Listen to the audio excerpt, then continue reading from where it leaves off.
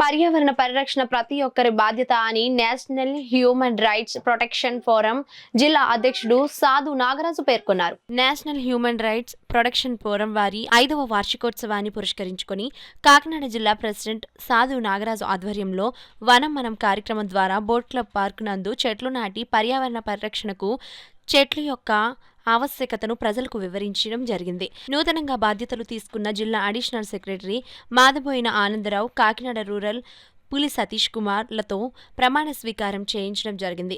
ఈ కార్యక్రమంలో national disciplinary board member Mantena Ramakrishna Varma, Kondapalli Srinivas, BVVS నామూర్తి, బాబు, జిల్లా మహిళా విభాగం ప్రెసిడెంట్ పి దీపిక తదితరులు పాల్గొనడం జరిగింది.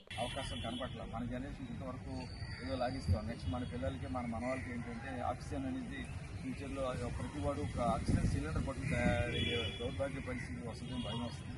సో కొంతమంది అన్న యువకులు సమాజంలో ఈ సమాజం మీద ఒక అవేర్నెస్తో బాగు చేద్దామని ఇలా మొక్కలు పెంచడం ఇవన్నీ కూడా చాలా గొప్ప ఆనందకరమైన విషయం. వారికి మరొకసారి ప్రదర్శన చేస్తాను. ప్రతి వాళ్ళు కూడా దీనిని బట్టి చెట్లు నరక్కండి.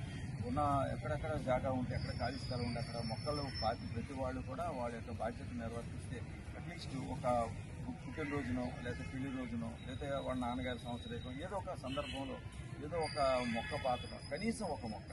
అలాగే ప్రతి వాళ్ళు ఇల్లు కట్టే ప్రతి వాళ్ళు కూడా 4 మూలల 4 చెట్లు వేయడం ఇటువంటివి చేస్తే మనం ఈ సామాజిక వనాలు తయారయ్యి దానివల్ల మనకి ఏంటంటే ఈ చెట్లు మనకున్న ఈ green house gases carbon dioxide ఇటువంటి పీల్చుకొని ఆక్సిజన్ని బయటికి వదులుతాయి. కాబట్టి అందరూ కూడా ఆరోగ్యంగా ఉంటారు. ప్రతి వాళ్ళు ఈ జబ్బుల బారిన పడకుండా ప్రతి వాళ్ళు ఆరోగ్యంగా ఉంటారు. ప్రతి వాళ్ళు కూడా దీని ఒక ఉదాహరణగా తీసుకుని ఈ ఓపిక చేస్తున్న పని అనేది చేస్తారు. మొక్కల్ని పెంచడం వల్ల తను చిన్ననాటి నుంచి ఆ మొక్కలు పెద్ద అవుతూ ఉంటే పుత్రోత్సాహంతో ఏదో ఒక పుట్టినదినాలు సెలబ్రేట్ చేసుకున్నట్టుగా ఫీల్ అయ్యేది.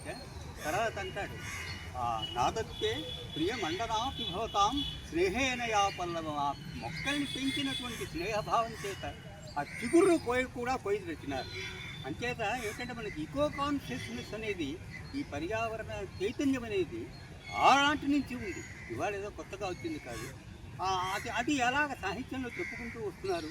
ఇవాళ రోజుని పర్యావరణాన్ని పరిరక్షించుకోవడం చాలా అవసరం మనకి. ఎందుకంటే చాలా రోగాలు పర్యావరణాన్ని పరిరక్షించకపోవడం వల్ల వచ్చినవే. కాబట్టి దయచేసి నా మనవి అందరికీ కూడా, చిన్న అయినా పెద్ద అయినా, మొక్కల్ని చక్కగా నాటండి, పెంచండి, పరిరక్షించుకోండి.